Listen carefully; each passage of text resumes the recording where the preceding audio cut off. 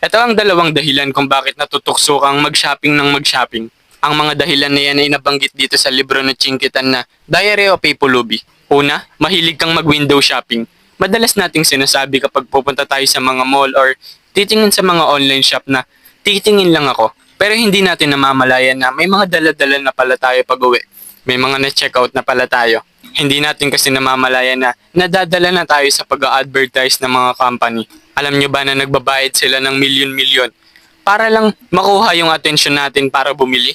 Pangalawa, dala-dala mo ang lahat ng pera mo at credit cards mo. Kaya inaakala natin na marami pa tayong extra money. Kaya kapag nakakita ka ng gusto mong bilhin, sinasabi mo na dati mo pang pangarap bilhin yon kahit hindi naman. Pero hindi natin namamalayan na nagagalaw na pala natin yung ipon natin at yung allowance natin. Kaya matuto tayong mag-manage ng pera natin. Sa simula pa lang na makuha natin ito, ihiwalay na agad natin yung mga panggastos